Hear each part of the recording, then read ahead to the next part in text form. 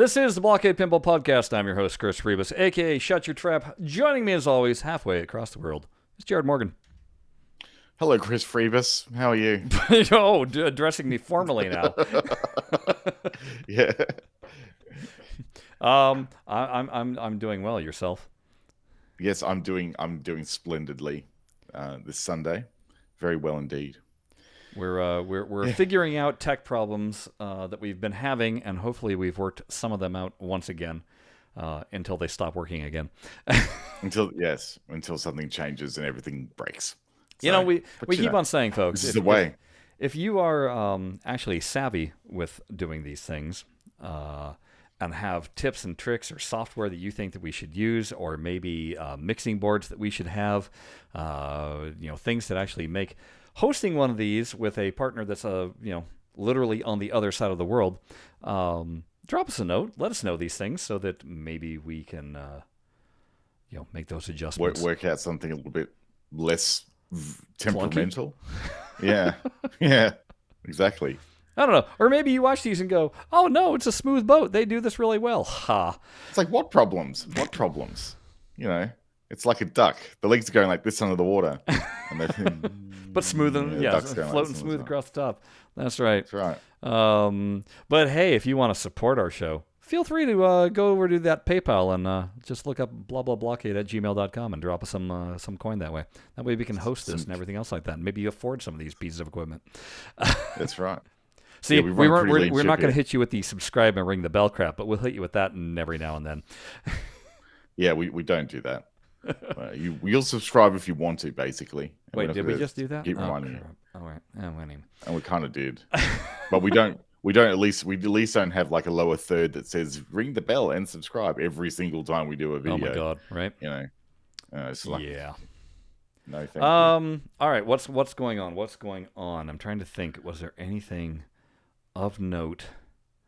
Or should we I went up for a little trip up the north coast where there's this Sunshine Coast Pinball, and they've got like all the recent Sterns, all Stern Insider connected, including the Dr. No at the moment. So like we just went up there and like everything from Black Knight, the latest Black Knight, but premium with the upper play field. Mm-hmm. And everything, and they've got even like a Pro Turtles, they've got a Pro Mandalorian, everything's there for you to play, and they've also got like a selection of older System 8s, 11s, classic Bally Williams. So really, you could find something there to play, and it was really, really good. It was fun. I got some Insider Connected achievements on a couple of games that I played before, but never were Insider Connected. So I just started racking up all these achievements because I know how to play. How long of a trip does it take you to get to either Netherworld or like this place? What's the distance from home to location? Okay, so from here where I'm living to Netherworld, I can drive into town, and that's about a 30-minute trip. Okay. If I'm driving up to Sunshine Coast Pinball, which is in a place called Nambour, it was about an hour and a half in reality away. But there's other stuff to do up there as well. You can make a day trip of it, really. You go up there and just, have some lunch and go to the place and then sort of explore the area and sort of, it was really quite fun. So in other words, I'm being a baby about not having pinball near me because I think the reality is that there is within 45 minutes of my house. I'm pretty sure that there's two locations. I've just never been to either of them. I know that you need to get in your car, although you're going to have to deal with the traffic, which is horrible. And that's what I don't want to deal with. I know that there's one here in Orange County, I believe, that's a barcade, and I think they have at least 10 machines on hand. That's good. It's all right. I guess I'm kind of spoiled with when you would go to places that had 20 plus. Those days are over. Like, yeah. Netherworld at any given time has 5, 4, maybe 14 to 15 pins on Okay. site. Okay. So that's a large collection for a pub to have. And then I know if I So was willing to drive into LA and go to the Valley, which those of you that know the Southern California lingo, going into the Valley is never a good thing unless you actually live in the Valley. right, right. I know there's a AC Gogi Korean barbecue place that usually has the latest and greatest Stern Oh, machines. they're the ones with the room out the back, eh? Yes. Yeah. Never Yeah, been to that. that's Never been to that location. oh yeah, that would be a place I would like to have a look at. It would be very good. And I mean, ideally, I need to get back to the Pinball Hall of Fame in Vegas. But it's not the thing with the Pinball Hall of Fame. They don't necessarily always have the latest and greatest. They don't. That's not their modus operandi. And their machines are all playable, but they're not, But not like great pristine. condition. No. No. There'll be faults with them, and fair enough too. It's a massive collection. Oh, yeah. And it's all volunteer run, from what I understand. Yeah. So, But like comparing that to when we had the Museum of Pinball here in Banning, while that was open, those tables were really in good, nice condition. because they weren't played very much. They weren't played They were played 4 times twice a year. Yeah. So they Yeah. would have been in good condition. Well, we've had the same problem over at the pinball club that I'm now playing at. Again, in another suburb called Wynnum, which is like another 40-minute drive over a toll road as well, for me. But I'll go there because it's fun. They got most of the top 20 pinball, like top 20 ranked pinball tables there, plus a couple of new Sterns and some Jersey Jacks and a really good cross section of games. Even some old Data East. They've got a Guns N' Roses there, Data East, which is like a great game. And they, even they have, it's a private collection of this guy who just happens to have it at this conference center because he owns it. And they're like, they need some work done. And it's, again, I think kind of the responsibility of us as a pinball club to go in there and help him with maintenance, with cleaning, that sort of stuff, because he could pay one of the techs that I used to get all my pinball work done come along, but hourly rate, and just for the benefit of us being able to play his games, I don't think that's not really fair, right? Yeah. So we got to go there and for those people who know how to fix them, as long as he has the parts, there's no reason why we couldn't go over there and do a working bee and actually get them back up and running again. Yeah. So I guess for me the problem is that during the week when I'm working, by the time I get off home from work, I'm not going to go to one of these places. It's just too much more time on the day. And then on the weekend, well, if it takes 45 minutes to drive one way, it's going to take 45 minutes to drive back the other way. So hour and a half, call it 2, depending on traffic, and then now add in playtime. If I'm going to spend that much time driving there, I'm going to spend at least that amount of time, if not double, playing. So that's a whole day out. It's a whole day, and that's just, I can't really commit the time. That's why I want someplace that's just local that I could be like, oh, I'm going to go pop over there for a half an hour. And like just 5 minutes away or 10 minutes away. Yeah, that's what the dream is. It just is never going to be a reality, I don't think. No. And it's going to be the same for me too. Like there's no operator that's going to set up an operation around this area where I'm living. Like, and it needs it because there's the big family contingent here and stuff like that. They would get the through traffic, I think. But the thing that's really interesting about where all these places are set up, like Netherworld, it's in a high traffic area, right in the middle of like an entertainment precinct. With Sunshine Coast Pinball, they've got like the best location. It is right outside the cinema. Oh yeah, like you could not get like a better location for this place. That's what like, you need. Foot traffic locations where people are waiting to do something else, and so in the meantime they'll go pop in and because the arcade is never going to be the destination.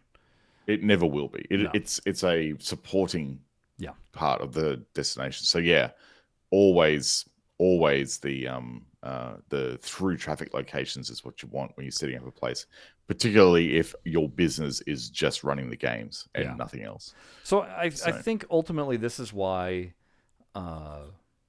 digital pinball is such a factor for me, because it's how I can get my fix, and why I want it to keep on getting better, and why I really want a virtual cabinet, just for that feel and everything. But that being said, it kind of segues into what we're going to talk about today. We're going to do the rare thing. And actually talk about real pinball. Yeah. Because there's so much real pinball being released at the moment. It is ridiculous. Yeah. Like, I'm seeing these collectors out there going, yeah, I'm selling this because I need to make room for some stuff. Because I've got no more room. So essentially, literally within the past, month, 3 brand new tables have been announced and are already selling. Yes. So I think the first one that got announced was Foo Fighters. Yep. And then Godfather. So from Foo Fighters from Stern, Godfather from Jersey Jack, and then Pulp Fiction from Chicago Gaming Company. We're going to spend quite a bit of time talking about Pulp. I don't think you can tell I'm a fan. Yeah. I think we're aware of your extreme fandom for the movie. But there's other stuff as well in that game which lends itself in a roundabout way to stuff we've already talked about with digital pinball, which is why we want to talk about it quite a bit. Yeah. So all that being said, why don't we start things off here by actually looking at the trailers for all 3 games? Yep. Now, heads up, I'm going to have to mute the audio on these because there's so much copyright music in this. Yeah. All of them. I don't need check marks against me. It has nothing to do with monetization because obviously our site's not monetized or our channel's not monetized, but they'll still throw flags at you and yell at you for copyright material. These are going to be muted. Why don't we start with the obscenely... hold on a second. I said shush. The obscenely priced Godfather. Yeah. Let's start over here with this one. All right. If I can get my cursor going. There we go. There's quite a bit of look at the glittery table, right? like glitter on the playfield. I mean, that's your opening shot. Never you go, seen that before. That's looking expensive. Yeah, I've never seen them do that before with the playfield. Put like actual glittery marks on the table. I mean, that is, where's the gold toilet is what I want to ask. Just ornate, right? Obviously what we're looking at here is the limited edition version. I mean, you're not going to just be able to find regular pinball legs for that. Nah. Like that is, Look at that. Do you notice the LED lighting on the bottom? I didn't even realize the machine. Yeah. Oh, yeah. Laser engraved etchings on the side. Yep. That's going to be really hard. And look, gold habit rails. Yep, gold habit rails. And you got molded figures of all the likenesses in left the movie. and right. It's the just typical Jersey everywhere. Jack light show. Yeah, well, that's a given. And like just everything about this is screaming, wow, you better have a very deep pockets for this thing. Oh my gosh, I cannot hit the pause button fast enough. Hold on. I need to go back. Because I was just seeing something there. That so it looks like you're having to take over territories, I'm assuming? Yeah. I think they call them mattresses in the game. I think it's like a term. It's a thing. So yeah. There's a lot of modes if you have a look at it from that perspective. I'm sure there are. Yeah. I Just mean, Jersey Jack games generally are pretty deep. I mean, geez, they've really upped the ante on what is that thing? the display. Oh, Hold on, going that's back. going back here. Too That. many too many cuts. Oh, that's And that looks underneath like the Tommy gun guy, I bet, right? yeah, yeah. So that's I think it's a spinning disc with a middle um sort of well, I'm going to call it like an actuator on it. When the ball bumps into it, it moves the thing around the Okay. top. By the looks of things, So you have that, and then you got a that big pop bumper molded thing on topper top of it. is ridiculous. Yeah, it's pretty crazy. But look at that! Look at But that just pop. Okay, look here. Not only do you have a stand up right here in the front, but you got a whole bunch of stand ups in the back, and it's a pop bumper. before you go off that screen, though, before you shift away, Yeah. have a look at that ring. So Which ring? the ring, the pop bumper ring, Yeah. like it's actually got a nut on the top of it now, rather than being punch molded into the thing. Oh. So you can go and replace that ring with a new one if you want, rather than replacing the entire pop bumper assembly, or Right. replace the rods or something like that. Right. Interesting. And that's good because it's, that would mean you'd be able to replace. So if like one of the rods snapped or something, you don't have to take the entire pop bumper assembly out, which is such a pain. So But what look do at we got this. here? This is like a little ball captive. trap, so it's a little horseshoe. Ball goes Yeah, in. look, it's a drop target that won't break. Look, it's metal. They should make them all like that, especially stern ones, which are rubbish. So yeah, all metal drop targets are the way to go. But yeah, so much stuff going on. Mid flipper. Wow.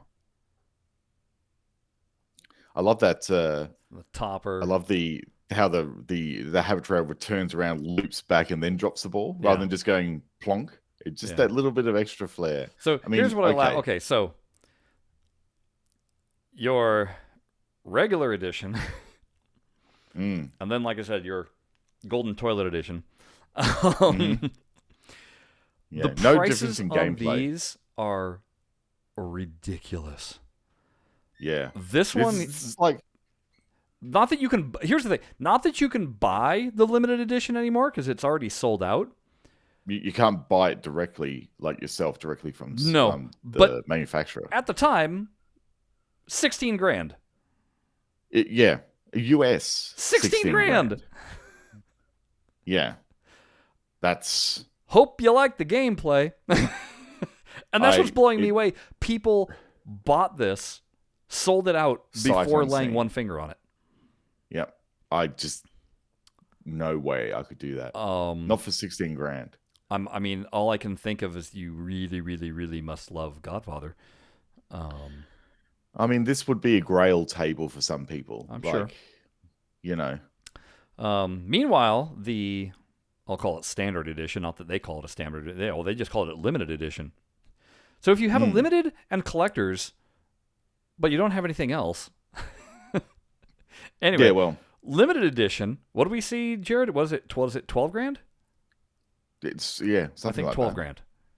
Yeah, that's still a lot of money. That's more than you're going to have to be a mob boss in order to afford that, I think. Yeah, that's right. That's $3,000 more than most of the Stern pinballs on the line at the moment, and that's most of the Stern premiums on the line at the moment. That's severely. You can see where the licensing money went. Wow, incredible. Yeah, right. Yeah, that's incredible. You got to say though that it looks great. Like there's a lot going on the play field there, and there's lots of modes. So I don't know. It's potentially you could, once you get one and you get past the cost. My only it looks like thing there's probably a fair bit of depth. Is that the Jersey Jack machines,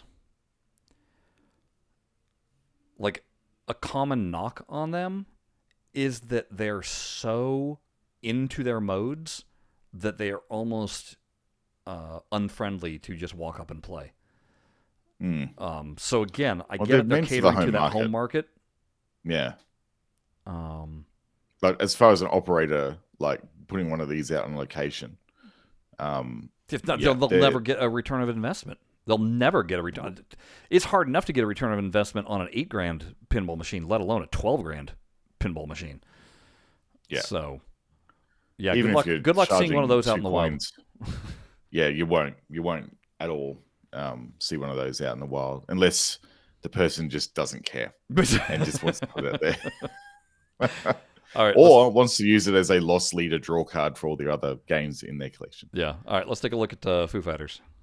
The Foos. Now, there's no reason that you need to listen to the music. There's just think Foo Fighters, The Pretender, and that's literally the entire soundtrack you're hearing. Okay, so this is the pro version that we're looking at first, right? Yeah, I think that's what it said. That's the or pro. no, this isn't right up here that they're showing. Hold on. That's a premium. Let me let it. There we go. There's that. So this is the pro that they're showing us right now. Yeah.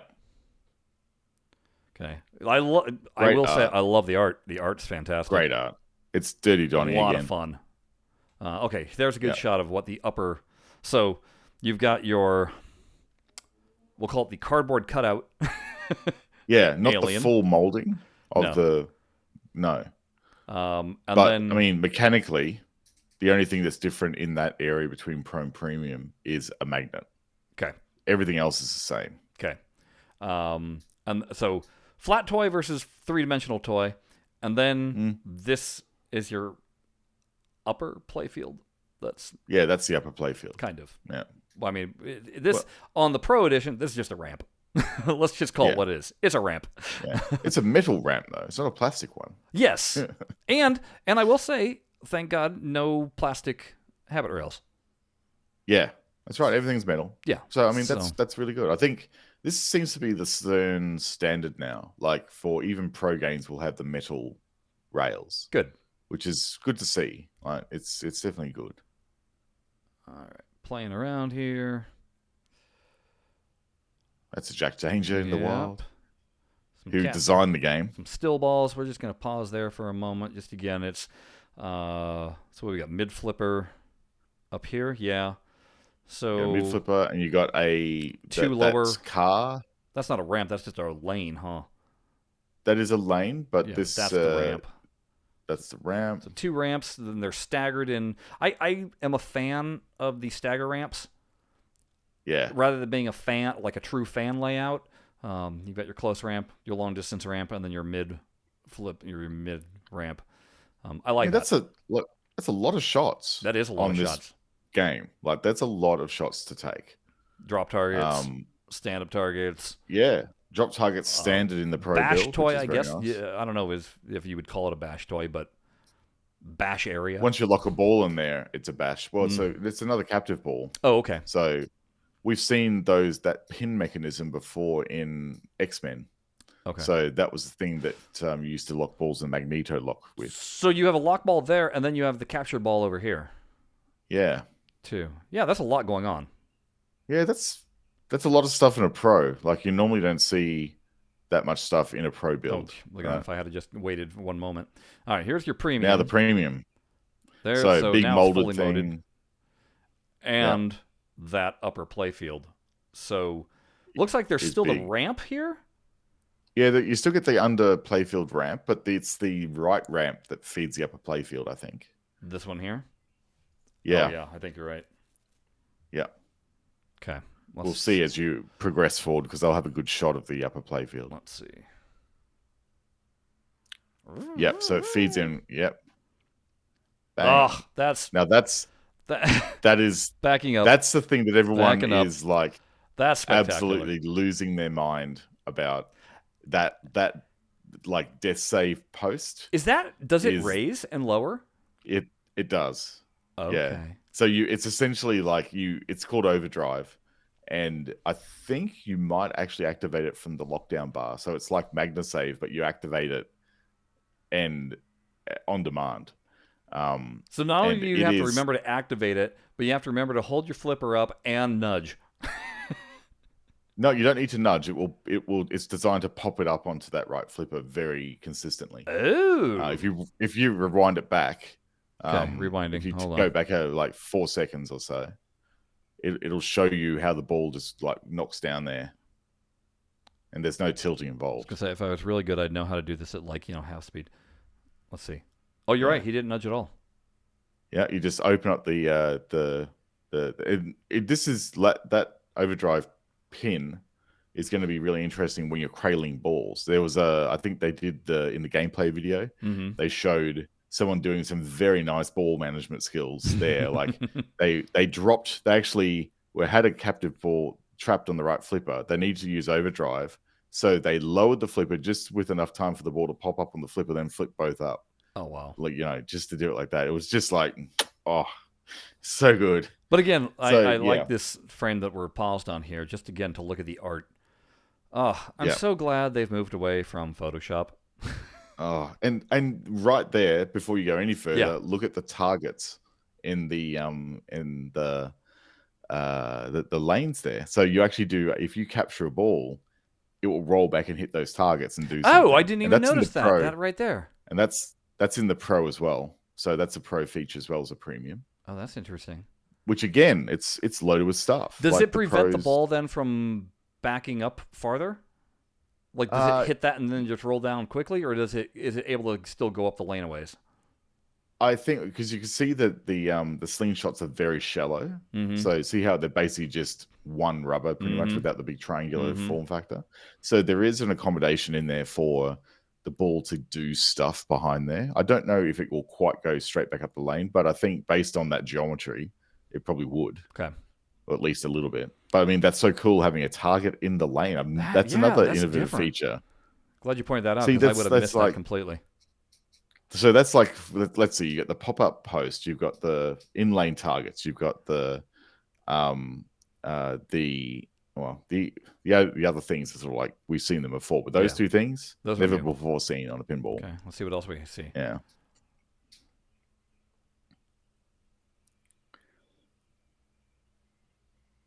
And that's the other thing you get. You get the molded car. Yeah, molded car. So fully molded the magnet things you're talking about, right? Yeah, that's right. Yeah. So the magnet does not exist on the Pro model. It does not. No. Okay. Yeah. I love that the Martian looks like a Mars Attacks Martian. Like, if you have a look at it, it's like, I'm expecting it to quack. All right. So there we have it for Foo Fighters. So that's Foo Fighters. I know which one I'd be buying up until now. Which, again, I mean, a lot of people are losing their minds over this table where they're like, I have to put a deposit down on this one.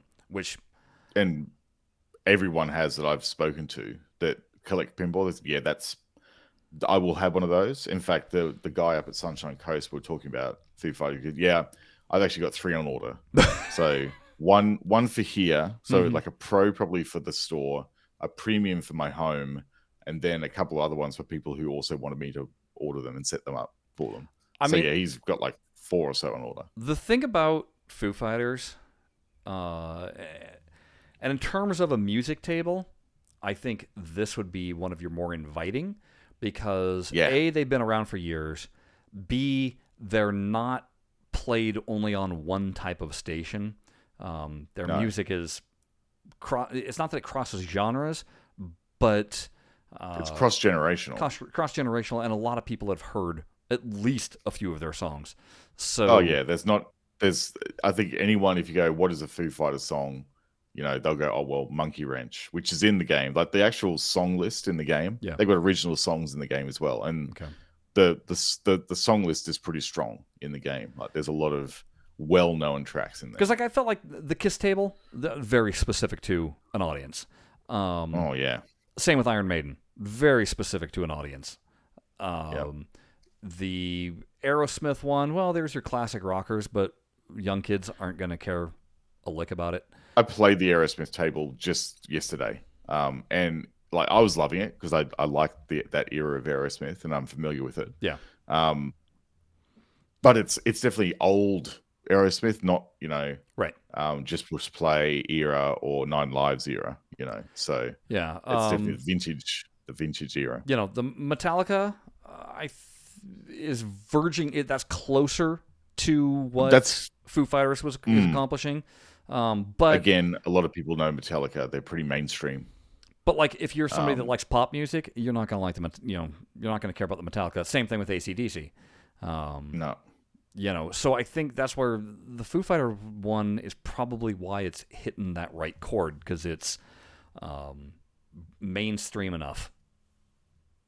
You notice that with Foo Fighters and Aerosmith and um, what was the other one? Metallica. They're all Dirty Donny art, Mm-hmm. right? So all three of them have that art style. At least I'm pretty sure they're all Dirty Donny.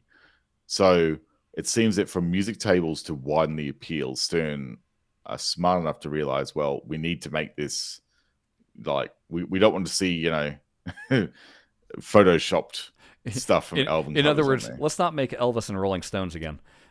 I was going to say Rolling Stones was the one I was trying to remember. Yeah. Thing's hideous. Yeah. Yeah, it is. It's just really not good at all. So they understand that for those tables, while it may not appeal from a music perspective, some people, the art will draw them in. So it's smart. It's really smart. All right, let's take a look then at our last one here. I am going to play the audio just for the very beginning of this because I have to. Yeah, and then quickly turn it off. And then quickly turn it off. Yep, here we go. Oh, I got to do a little bit of this. La da da da da. Okay, here we go.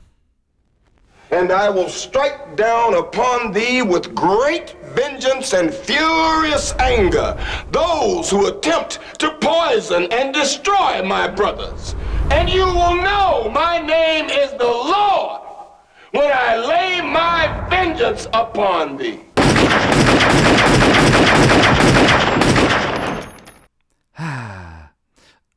Okay, hold on. Mm-hmm. I'm gonna back it. Why did it just switch to something that is completely not Pulp Fiction? There we go.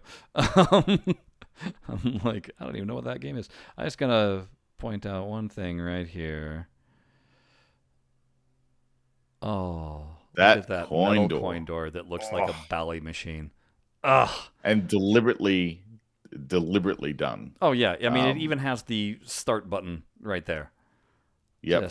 It's amazing. They had to actually go back and completely retool to produce that coin door. I'm curious, what is your thought? I have a feeling I know the answer, but I know what I want the answer to be. Artwork on the cabinet, do you think it's decal or do you think it's stencil? It's decal, but looking like a stencil. I really wish I'm it was pretty a true sure stencil. It looks too too crisp clean. to be it's way too clean. Yeah. But it's definitely in the style of a stencil, and that's really, really nice. Yeah, I wish everything about this game. Oh, you'll see. We should. Yeah, we'll keep talk playing about it. Well, we'll just play the trailer here because I can actually show pictures of this table. Yeah. But yeah, if that was a 3-color stencil, that back glass is going early 80s style.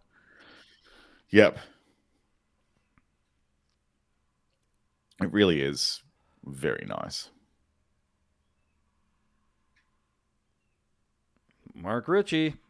So, in case you're wondering about Mark Ritchie, I had to look this up. Yes, he is the younger brother of Steve Ritchie. He is. Mark was known for his crossover Habitrails. So if you think about Fishtails, Taxi, Road Kings, Diner, he always likes a lot of things. So this is an interesting design for him. We'll get into what that design is. Mm-hmm. Now I will say, at first glance, I thought that this looked like Mustang because of that. Oh, that big thing in the middle. Yeah. Yep. And because of, hold on, if they go to it, not that. Yeah, that's the thing that makes it look like Mustang. That's what made it look like Mustang. So initially I went, ugh. It's a retheme, but it's not. But it's not. Because then I started thinking about it. So it's only a 2-flipper game. Yeah. That right there, I went, ooh, inline drop targets. Stacked drop targets. And I started thinking, this reminds me a little bit more of Centaur or 8-Ball Deluxe. Yeah. Yes. And there's your era that you're going for. That's exactly what they're going for here. They said they were going to go for, they wanted a 70s pinball table, but no, I think they went early 80s. Yeah, they did. Like definitely 80, early 81, solid 82 state kind of. Yeah, because that at the top there, that hole magnet that the ball goes into. Yeah, the magnet. Going back to the magnet. Oh, went too far. Doing. Love that there's a magnet right there. Love that we have drop targets right here that then leads into the hole. So drop targets are always a good thing. You can never have enough. Interesting. Yes. And then that magnet just flings in any which direction. It's completely random. Well, not completely random. That they can actually target things on the playfield with it. So we'll call that the $1,500 topper. Yeah, because that is kind of what it is. Yeah. There's a lot going on in that topper, but I don't know if it's $1,500 worth. Yeah. Oh wait, was there anymore? Oh, that's just who was in it. 250 iconic lines of dialogue. And 5 licensed songs. The important ones as well, not the ancillary ones. No. Like they've really gone all in. So licensing for this one. Talking about this this table. So the idea, I guess, Tarantino wanted to commission a pinball table. I'm not exactly sure who he started talking with first, whether it was Play Mechanix, because they're the ones that are teaming up with Chicago Gaming Company for this. But then wind got heard over at CGC and realized that there was a project on the table, and I think it just kind of morphed from there where it was like, well, why don't we actually just, rather than build you a one-off, let's build something for everybody. But the idea was, that classic 70s style. Now, but with... I think there was a reason why they went with Chicago Gaming, because they wanted that 90s or 80s William experience. Because one of the things that in the long documentary that Straight Down the Middle did, which please folks watch it, it's really amazing. It's one of the best featurettes on pinball it's an hour long, and I thought for sure I was just going to start fast forwarding through it, and nope. I watched the entire thing from start to finish. I was also surprised. Absolutely go and check that out. But in it, they say that they looked around at a number of different manufacturers. This is Play Mechanix. The team went, all right, so how are we going to build this? Who are we going to contract to build it? And they went, well, Chicago Gaming has the platform they're using for the Belly Williams tables. They got they were actually down to the actual processor clock speed they were looking at here. So they were going, well, these guys have a platform that's close to what we want. They were thinking of a chipset that they want to use based on the fact that most of the design team are actually ex-Williams. They are. So they're going, we want that feeling of that game, and we want the sort of capabilities of that era. So we're choosing the Chicago Gaming platform that you're using for their remakes because it's era accurate. Yeah. And that's why they went with Chicago Gaming. So let's just bring up this photo here. So this is obviously there's only 2 editions. There's there's no difference between the two except for extra bits of bling. So basically. You have your standard or special edition, and then your limited edition. There's 2 standard editions. One of them, it seems, is more for on-site because it'll have the standard black door and coin mechanics with a push-button start through the side. And then there's this special edition. They sell for the same price, which is, these are $8,000. Oh, Foo Fighters Pro Edition, $7,000.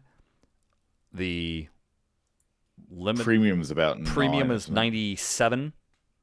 97, yeah. And then the limited edition, which I don't think you can get anymore, is $12.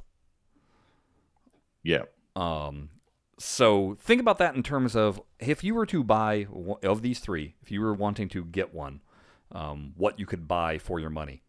That's why we were laughing at Godfather, because for Godfather you could literally buy 2 of these.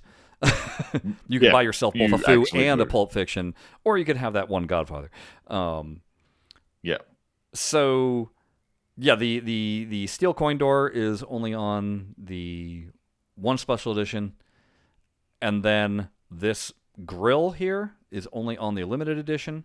Otherwise, it's your standard Bally grill, which, if you, again, just go back and look at what 8-Ball Deluxe or Firepower look like, and you'll see what the standard grill here was.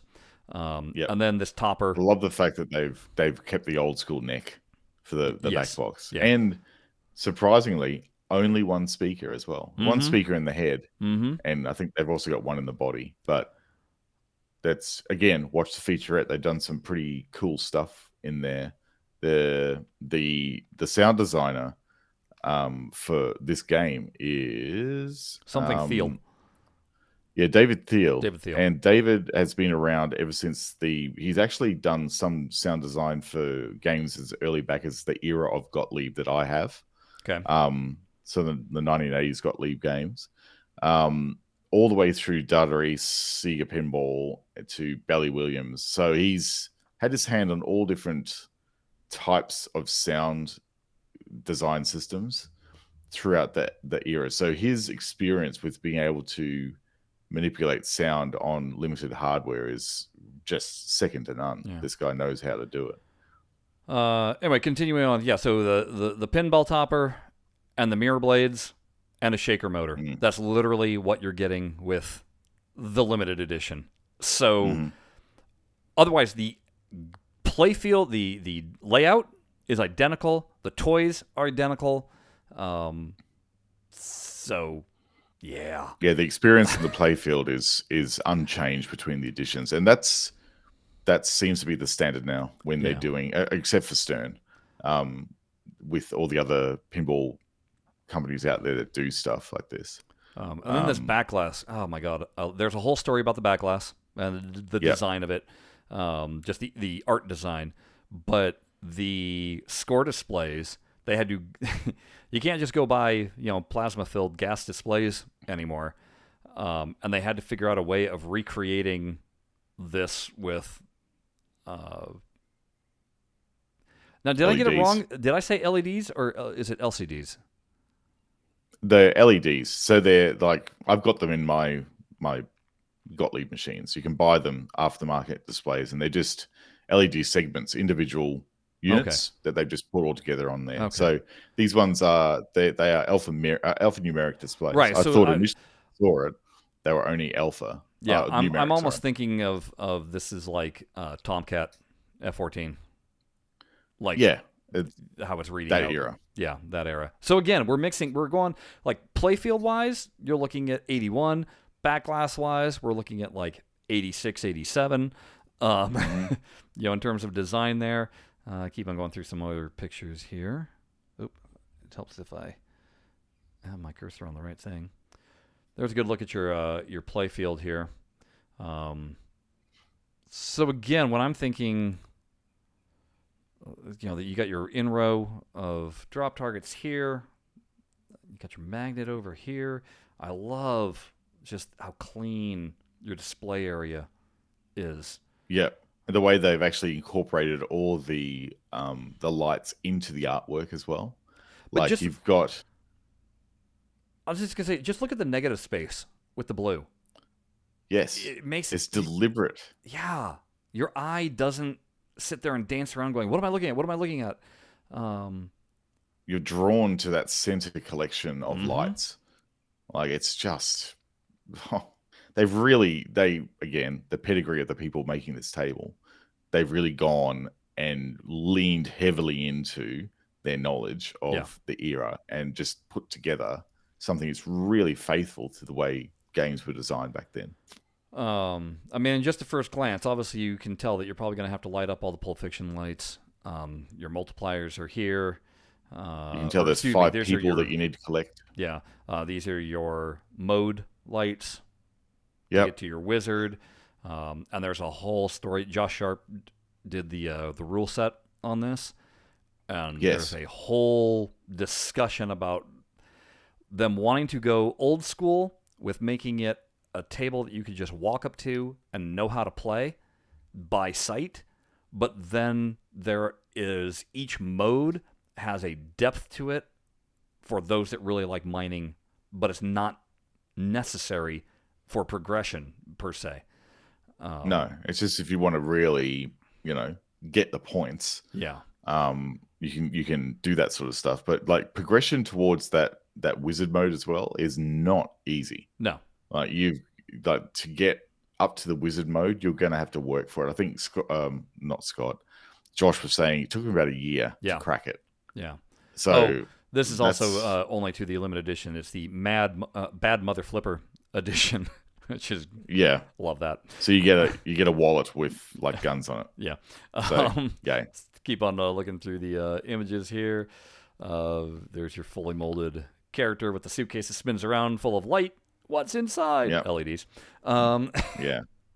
It's very well done too. There's Vincent. I just love the say what again. Yeah. Here's the thing that this is what started grabbing me when they said 250 lines of dialogue. You start realizing how quotable this movie is. Yeah, there's so many quotes. And I started thinking about, because I don't believe they had any specific recording for this machine. I don't think they had anybody come in. Maybe they had Tarantino do a line or two because he was in direct contact with them, approving all the art and everything. But so then I was like, well, how are you going to call out jackpots? How are you going to call out extra balls and everything else like that? And then I started thinking there's probably lines of dialogue in here that will reference and mean the same thing. Because they started spitting out some of the lines of dialogue from the movie, and I immediately knew what that would be used for within the game. So, Big Kahuna Burger. There's a Royale. Is it the Royale or it probably is the Royale. I was thinking the Big Kahuna Burger. I love the watch. Nice little touch of putting Richie's name in there. Yeah, I really like that as well. And the classic, there's a whole backstory to why it's the 10-2 orientation with these clocks as well. And that's not a specific thing to this. There's a reason why you always see clocks done like that as well. And I can't tell you what it is. You have to go and look at the internet for that. There's a nice shot of that coin door. Just gorgeous.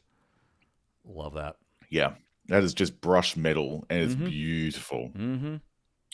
They basically had to set up, they had to retool specifically to get all the dies and everything to produce that coin door, which honestly is probably good news for all those people out there that need coin doors, because now that there's a Belly Williams replacement out there. Okay, so this right here, this honeycomb, this normally would be over the entire grill on a Bally Williams. Or, excuse me, on a Bally machine.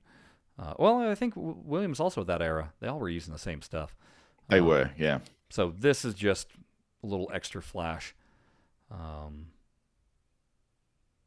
Yeah, that's all the pictures there that I have. It's really nice. Right there. But if I come over, let's exit out of that, and let's drop down to here. We can see some topper in action. And this topper, I think the reason why it's $1.5 grand is that it's got so many controllable lights on it, and each of those characters moves independently, so they're not a common gearbox. Right. There's 2 motors driving each one of those characters. I think there's like, I think they said a excessive amount of lights in there too. It's like 100 lights in total. So there's a lot going on up there. And then just some closer detail on here. It's interesting. This is very much all about Jules and Vern, and very little about Butch, because you only see Butch. There he is. That's it. And then obviously whatever goes on in the in Zeke's stays at Zeke's or Zed's. Excuse me. That's right. But there's just a lot to love about the design of this. And so if you're a fan of the game, there's so much fan service in this game, and that is something that people who like spinners will love, and that it's a Hall sensor spinner, so it's not connected with the micro switch. It's exactly the same technology. Well, it's similar technology to what they used on the I think it's a Led Zeppelin machine with the thing that appears in the middle, and it's got the spinner in it where it's on that little thing. So that's also the same thing. You just rip it and it just keeps spinning and spinning and spinning because there's no mechanical resistance. Yeah. So you'll be able to rip those spinners really hard and they'll just keep on ripping for you as you spin through. That's pretty cool. Oh, I see. Yeah. Yeah, So there's no why. it was the discussion that was going on was, so how do you bring modern into this, technically this era of table? So they were talking about how, that up kicker sends the ball into the back box. That would never normally happen, and there's a whole subway system. So even though there's no ramps, there is a subway system.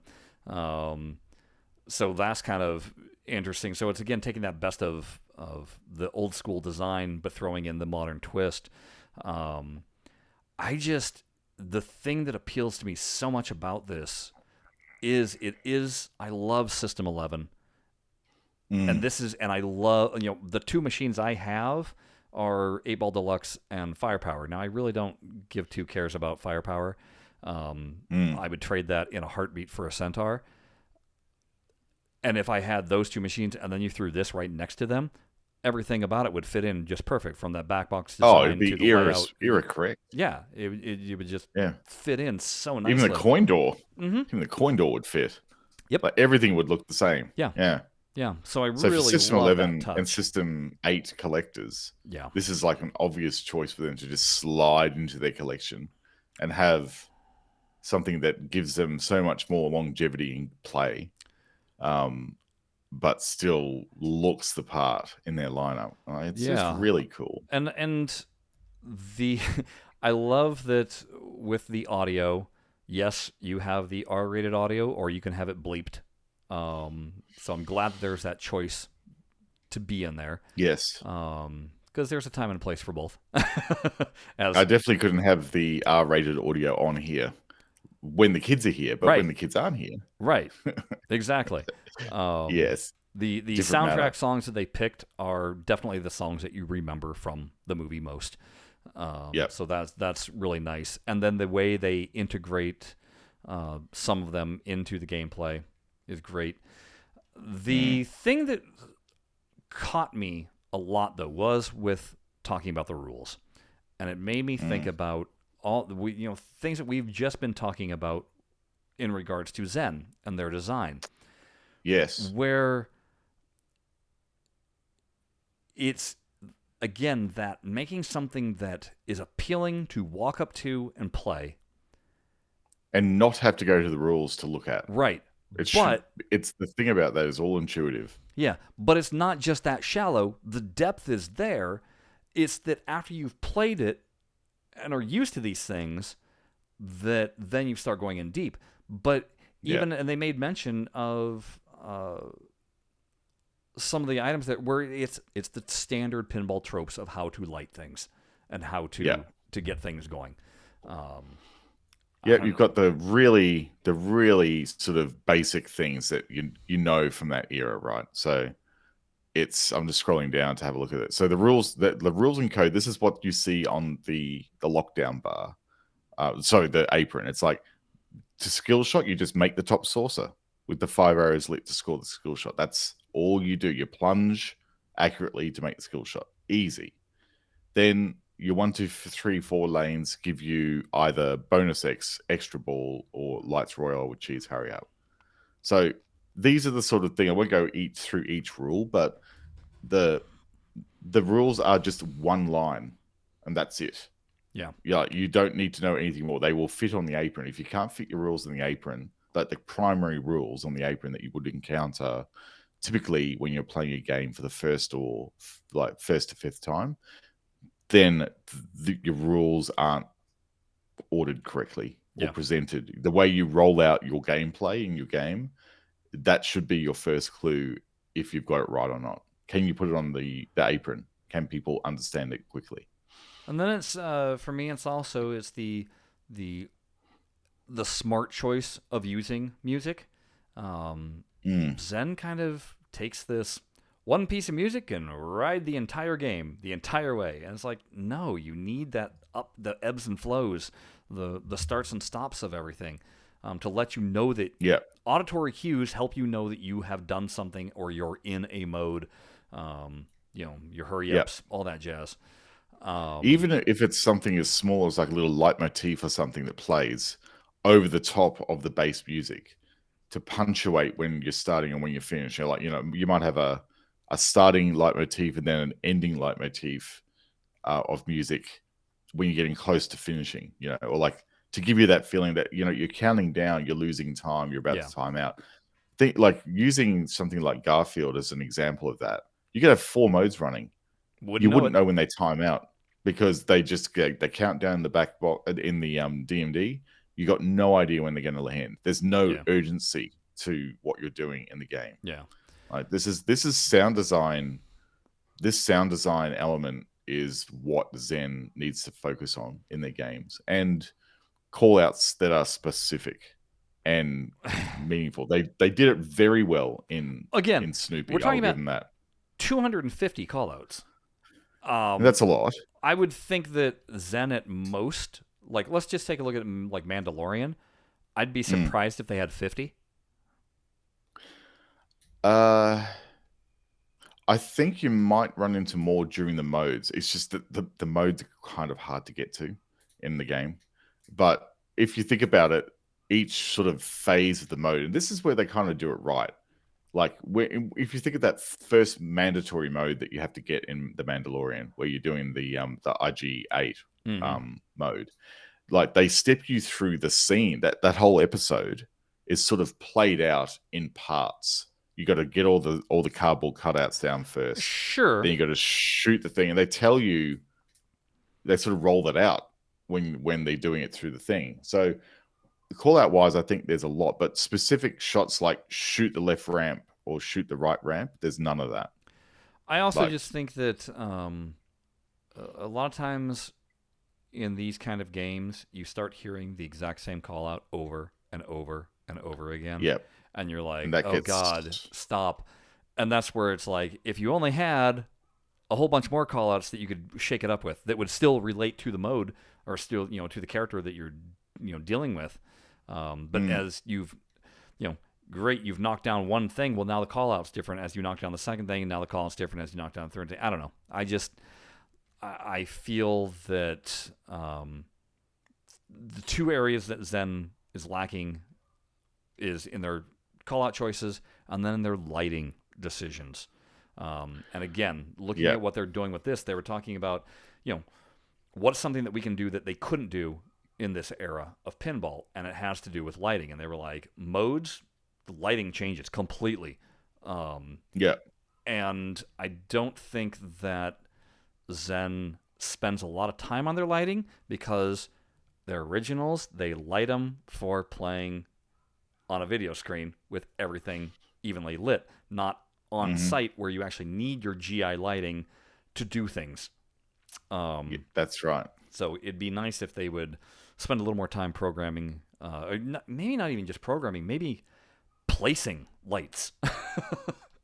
Because again, if we were thinking about that Garfield table, there's just that arch of lights that literally are there for no purpose. They don't even do a good job of signaling anything. It's just, hey, look, there's some inserts. They're identifying shots that you need to take, and they just scroll. They just strobe and scroll without any real sort of directional meaning. Like they go, shoot here, but not how many times do I need to shoot here. And that's what you want those insert lights to do. Like we've said this so many times now. It feels like we're just broken records, but it's like there's the design cues that you need to follow so people understand what you need to do in a game. Yeah, and I think if you contrast Pulp from Foo Fighters, in terms of you got the one that's being very era specific and going for an earlier, simpler era, and then one that is obviously of the times and very modern. But I think you don't have to get bogged down in, oh my God, we got to compete with something like Foo. Let's go for simpler era. You can still go for simple and still make it deluxe looking and interesting using your modern tech. So I would like them to strive for that. And if you compare both, even though Foo Fighters is of the modern era of today and Pulp Fiction is of a era past, both of them know how to call shots out. Yes. Like they like, even though they're era specific games, they still look at the way they call out shots and show you the shot making in the game and make it really obvious what you need to shoot. That hasn't changed. No. So, and this is the point. Like, it's just, no matter what era you're from, there are things that you need to think about when you're laying out how a game tells the user what they need to do. So let's play hypothetical here, Jared. We're going to say that, yes, you've got the $9,700. So if you wanted to purchase Foo, you could, or you could purchase for that same price for $9,700. You can actually get the limited edition version, fancy topper one, the fancy topper version of Pulp Fiction. Where's your money going? It's going to Foo Fighters, mainly because there's so much innovation in Foo Fighters that it's got enough new stuff in it that it actually is worth that extra money. You know, I'm not a super big fan of Pulp Fiction. Yeah, but I do enjoy the odd Foo Fighters track, and that alone is probably enough to sway me to go the Foo Fighters. And also, it's just, you get a lot more stuff in Foo Fighters than you do on Pulp Fiction. Like, so, there's a lot more stuff to play. I like Upper Playfields too. You don't. Okay. Well, that's a different kind of upper playfield because it's not dominating. It's just a corner. You know what I mean? Yeah, that's right. Yeah. The upper playfields, I'm not a really It's not big Game fan of Thrones. Yes, that's what I'm not a fan of, is that giant upper playfield kind of thing. Yeah, for me, I think the obvious... Hello, folks. It'd be Pulp for me. The two factors that play into that for me is that, one, I like a table that makes me laugh. And I'm going to say that that would make you laugh. Make me laugh all the time. Just, it's going to make me smile. At the call-outs. Foo, I'd be humming along, but I love a good fun call-out. And then the other part is I feel that... So, a lot of these new pins have come out, and I'm like, oh, I'd be interested in playing that. Oh, I'd be interested in playing that. But I can't get a sense of what the play is or how to play the pinball. I saw Pulp, and I immediately knew how to play that pinball. What you need to do. Yeah. That's true. And to me, that's the factor. That's one of the reasons why I love Addams Family. It's a table you can just walk up to and immediately know how to play. It's just obvious. And so those are the kind of things that I like. The same with Medieval Madness. Like, yeah. Massive big bash toy. I'm going to hit that a lot, you know? Yep. It's easy. Yeah. So now if only I had $8,000 and didn't have to spend that on something else. Yeah, had to spend it on this, and you had that money. Yeah, there you go. Can we be put into a situation where it's, I'm sorry, you have to have a pinball machine. You can't have anything else. Now pick. And you have $10,000. Therefore, you must spend it on something that's available now too. Yeah, like it's something you can buy now, or at least put your deposit down so you're in the queue. Yeah, like that is what you need. It's got to be brand new in box. It's got to be, and this would be. I was actually looking at the Foo Fighters pinball machine, looking at the Australian dollar conversion for it, and going, do I? Or do I even remotely consider somehow doing this? Like, do I sell my 2 Gottliebs and get this? And I was going, I won't have to, because there's going to be so many operators with this thing out in the street. I already know that for a fact. So I don't need to spend that money to actually have it. I can just go and use someone else's for a couple of bucks and see what it's like. And then, maybe when these start coming back onto the resale market, which they do, there's a very big turnaround for Stern games here in Brisbane. People sell them and flick them around all the time. So, if it comes to the point later on when, I go, I actually really like that enough that I play it heaps in the arcade and I want one, then, I can do it for maybe a little bit less down the track. The other thing that I like about Pulp is that it's basically entirely Williams parts. And then the electronics are Chicago Gaming. But I mean, Williams parts, they're time tested. And as they say on the website, there's a reason why their warranty is so much longer than most other manufacturers' warranty, because they're like, these parts last. Well, that's right. Unfortunately, these parts are all now produced in China, and they don't last as long as they do. Because even though there's a manufacturing sheet for them, something about them is you don't get as long out of the parts. Like people are commenting about this now, like all the parts that you flipper stops and stuff like that, like the brackets. They're not lasting as long as the ones in the 90s did, because they're not using strong enough metal and stuff like that. So they're still better than, like, give me a Belly Williams drop target bank any day over the Stern ones. Like, I've been playing Dr. No recently, and there's like this 3-bank drop target that you need to hit to activate the lock in the Pro version. The ball, like, if you try and shoot them, like, these are the ones that are like direct on, so you have the same problem in Stranger Things as well, that if you do a direct shot, not a glancing shot, the ball just bounces straight off the target and comes back down. It doesn't drop it.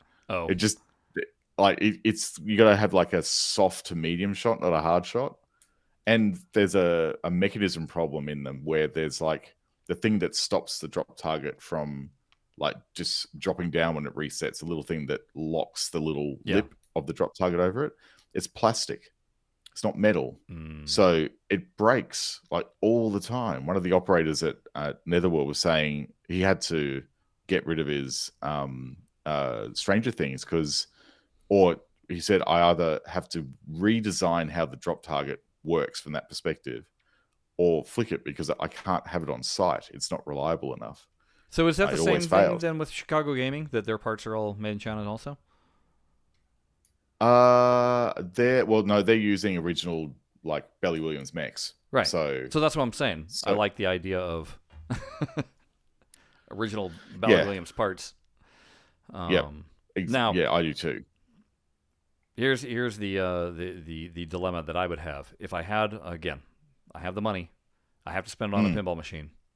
Now, would I buy Pulp or would I buy Cactus Canyon? Because I really like Cactus Canyon, and I like in theory, the new code. Not that it's been released yet, but based off Cactus Canyon Continued, I really like, and it's a funny table, and it's a fun table. Would they actually put continued code in the Cactus Canyon remake though? Because that's a separate thing. No, this is what Lyman was working on. He was working on not brand Cactus Canyon new Continued, but something that would be of that vein, where it's just a completely different code for the table. So balanced code, because it wasn't really balanced. And that, we both know the stuff that was missing from the Cactus Canyon code was like, some animations and like a match animation, and the fact that you never actually got to Bionic Bart. Oh yeah, that's true. Was that missing completely? That was missing completely. Right. So there was no wizard mode in there. No. It was literally like a version 0.7 of the code. It wasn't. It wasn't even a 1. No. So that's what they've upped it to. They've got it. They filled in all the stuff that the designers originally wanted, but then since then, obviously rules and code have changed in modern era pinball, and that's what Lyman was working on, was a modern era code for that table. Right. If given the choice between Pulp and this is sight Fiction, unseen. This is me never having played Pulp, but having played Cactus Canyon. That, again, if it was around the same price, they are. I'd probably go for Cactus, because again, more stuff to do. Like, it's so tough. Yeah. Or I'd say, wait, you want me to buy Godfather Limited Edition? No, I'll just buy both of those. No, in that case, I'd probably buy Pulp and Foo. I really would probably just go that direction. Yeah, I would definitely, if I if I had Godfather limited edition money, yeah, I'd be buying, definitely buying a probably. I might do a pro, um, Foo Fighters. Yeah. I think I could probably live with the pro.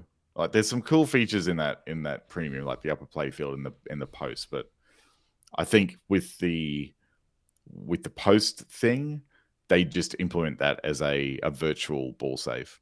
I'd say probably in the game.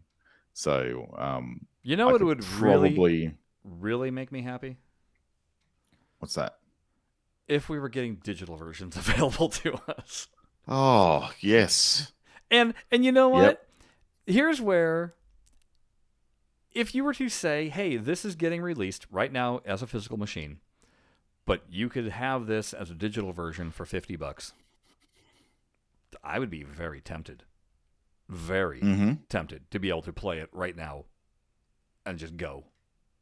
If I had, and again, this is me, if I had a cabinet version, like once Zen finishes their cabinet, so that you're actually having true animated back glass, and it's fully working with lights and actuators and all that stuff in a cab form.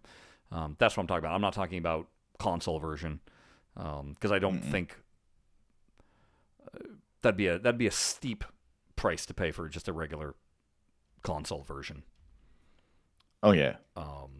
But yeah, if you told me, I guess I'm thinking of, how At Games is, they're charging $25 for that Cat in the Hat pack or whatever, right?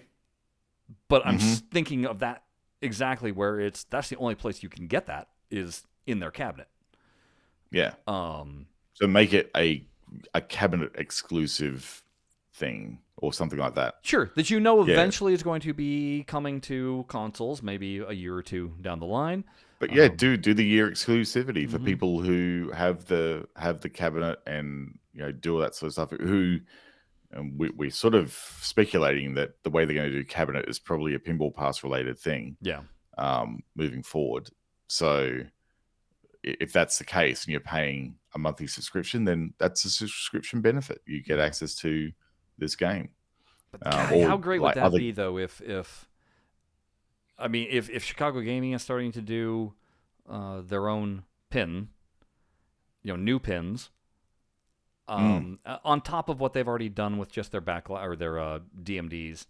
It's just like, if you could just partner. If either of the Stern or Jersey Jack or Spooky or what am I missing? Dutch? No. Yeah, that no. American Pinball. Is it American Pinball that does? Oh yeah, American Pinball. Yeah, and Hot Wheels and all that. Hot Wheels, and then Pinball Brothers, just because I want that Aliens table. I just if only they could partner with these companies. Yeah. Then I wouldn't care about how far away these machines are. No, and I wouldn't either.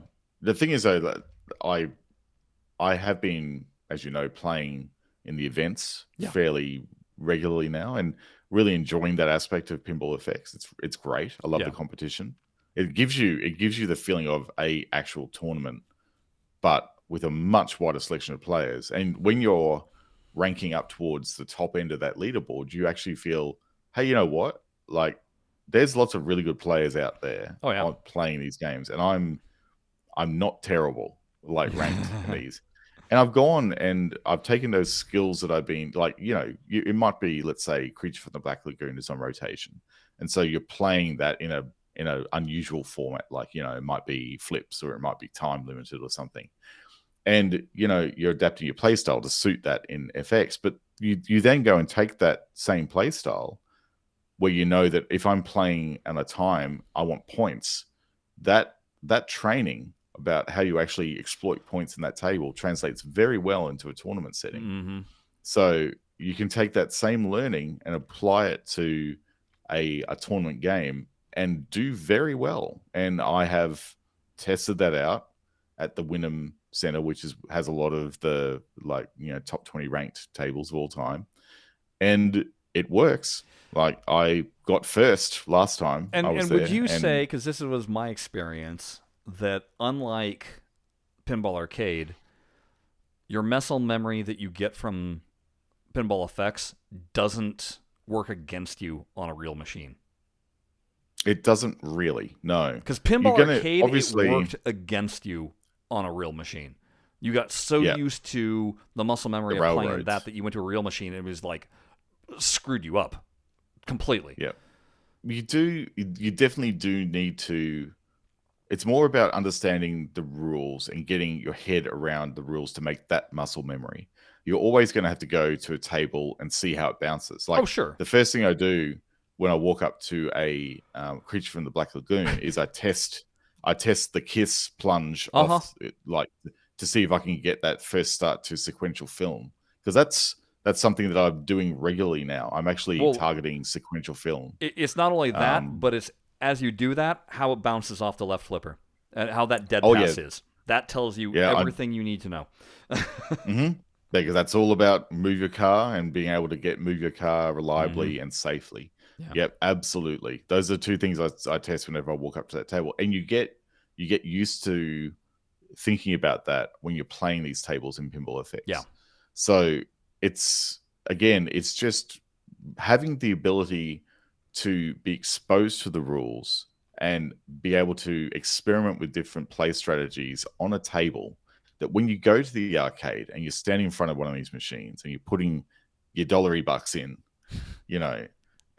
you actually get maximum value out of the game. You actually have more fun when you're playing on site, and maybe to the detriment of the operator because they're not getting your money as fast. Yeah. But at the same time, you're understanding, you're able to have more fun when you're on site, and I think that makes you want to go and play these things for real more. It makes me want to do it. Yeah. Like, I look forward to the tournaments because I know, oh, great, I may get a chance to play on Creature from the Black Lagoon again and have a bit of fun with this. It's just like having digital versions of these games. It's not detrimental to your want to play them when you see them. And I know what, because I've been asked this already in comments sections before. What's preventing Zen from partnering with these companies? And my gut, other than just, licensing logistics, but in terms of that licensing, etc., it can't be like what Stern did with Pinball Arcade, where it was, sure, you can license the tables for us. Oh, and you have to pay all the licensing fees. No, it needs to be a true partnership where it's got to be a partnership. Yeah, where the company is 100% is helping to pay for that licensing of the IP. Because that's the only way it's going to be affordable. They're writing it into the contracts that they could potentially in the future be a digital version of this. Well, no. Stern did exactly that, but it was then you're also have to pay on top of that, right? So that's already worked in that a digital version could be in the offering, but with an additional fee. What I'm saying is that if they were to, say, partner with Stern would also have to pony up not 100% of that fee, but at least 50% of that fee for Zen to be able to afford to bring it to us. And I don't think until that time happens, when those companies are willing to invest in that manner also, I don't think we're going to see these partnerships. That's just I don't my think gut, so because it's, as we saw with Indie, it's way too freaking expensive for them to do this. Indie, I actually think you make a really valid point there, Chris. Like, Indie is the price we will be paying for each of these Stern machines if they were produced. Minimum. Like, that is minimum. That is. And I think it would be even more. Truth be told, I think it'd be even more. We know that. I think it'd be at least 20. You're probably right. And we know that Indiana Jones, by far, based on its licensing, is basically a loss leader for the studio. Like, exactly. It draws you in, but as far as a sustainable business model, like pricing your tables like that and having to cover most of it with like licensing, that wouldn't be sustainable for the studio at all. And especially on a music license table, forget it. Oh, I mean, because literally that John Williams music was not cheap at all. Now you start talking about a band with 15, 20 songs in a machine. Yeah. Good Lord, the publishing rights on that is insane. So Yeah. You'd have to, I think in the case of this Foo Fighters machine, the band were very amenable to doing it. It was a little bit like the situation with Elvira and Cassandra, like being very pro pinball and wanting to do all that she could to get those pinball machines out. And I think in that case, they can get a little bit more creative with how they license the music. Like there could be some royalty discounts that might just be taken off the table there, you know, just so that they could actually work with the two companies. And again, it comes down to that partnership, doesn't it? Yes. Like it is wanting to do this project enough that you actually are making it commercially viable to do it. And I think because you can see, oh, if you have a look at the bill of materials and what you get on a Foo Fighters table compared to a Led Zeppelin table, right? Like Led Zeppelin is nothing. It is like a meh. Where is the fun on that table? I already forgot it came out. Huh? I already forgot it came out. Exactly. It's that memorable because it's just nothing in the game. Yeah. I like you know, you've got to buy premium to have even remote amount of fun on it. Like the Pro is an absolute bill of materials, cost-cutting exercise. And that is a good example of we want to make this Led Zeppelin pin, but we've got to pay the licensing, and that eats into the bill of materials that people are willing to pay for this table. So therefore, the design has to suffer. Whereas you go and have a look at something like Foo Fighters with like 2 innovations in pinball added into it, plus a really good art package, plus like some very common pinball tropes in their like upper play fields and stuff in the premium, where you're going clearly not as much money had to be spent on the licensing for the music here. Yeah. And I think that's the key to making these heavily licensed tables, music tables in particular, work. Well, and I think it's telling also what we've been told by Mel with Zen, where he says that they've got a whole list of licensors that were approaching them and wanting tables. And that's the key. And that's the key right there. You're not begging them, you know, I'm not going cap in hand going, please, sir, may I go and produce your license? And then like, going, no. Sure, throw more money at us. No, instead, they're coming in saying, hey, we like what the potential of this is. We'll cover this marketing cost. Capability. Yeah. We'll cover this cost. We want, you cover the other, and together we'll have a good partnership. So that's right. That's the difference. That's the difference. All right. Well, that was a whole different kind of discussion than we've had in a long time, Jared. That was fun, actually. Like talking a bit about Reel. We don't do it often. No. Because honestly, there's a lot of really, really good podcasts. I was just going to say, there's a lot of better shows out there for that. For Real Pinball, we are not the droids you're looking for. No. Like, honestly, that's straight down the middle. Again, highly would recommend, do not pass go. Yeah, we'll make sure that there's links to that. We will, yeah. Because you got to check it out. It's amazing. So well produced. I almost thought that we should do a react video to that video, and then I was like, no. Because I don't know how that works. Well, also too, we didn't want to put too much of the footage from that featurette in there because I don't think we're able to. Yeah, I mean that's their permission. work. That's my point. It's like that's straight down the middle's work. I'm not going to take from them. I'll take the trailer that was made available, and from Chicago Gaming, and that's it. So and that's it. When again, they say everything a million times better than we'll be able to.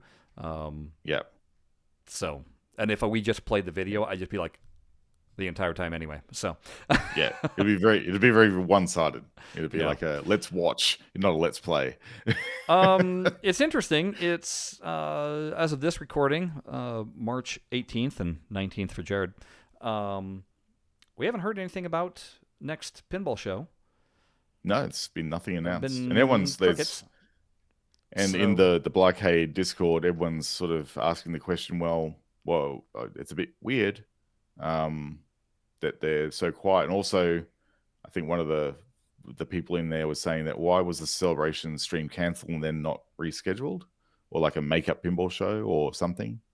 I mean, it's not much point having a Celebration, a launch party when 2 weeks after the launches happened. So I get probably why if it didn't happen, they were having streaming issues. It's like, well, Yeah. we're not going to do that. It doesn't really make sense. But we also know that the pinball show only gets released and produced when they have something to talk about, which is the right way to do it.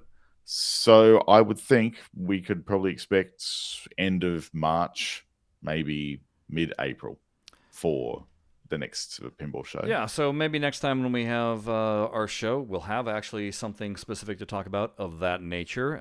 Lord knows we had no idea we were going to talk about what we talked about today until this week. Literally, I started messaging Jared, you need to watch this video now. And I did. And yeah, we went, yes, we both need to talk about this. This ties in very nicely to everything we've been saying up until this point about game design. So for next time, we keep on asking you folks, is there any game that you want us to be playing? Pinball-wise, for a Let's Play, we're very much open to your suggestions. So please, hop on the socials, suggest things to us. Hop in the comment section, suggest things to us. Get onto Discord. Tell us what you like. Yeah. But otherwise, as is the norm, Jared, what are we going to talk about next time? Be stuff and things. Yeah, we will. All right, folks. Until then, thanks for watching, and see you next time. Bye-bye. Bye-bye.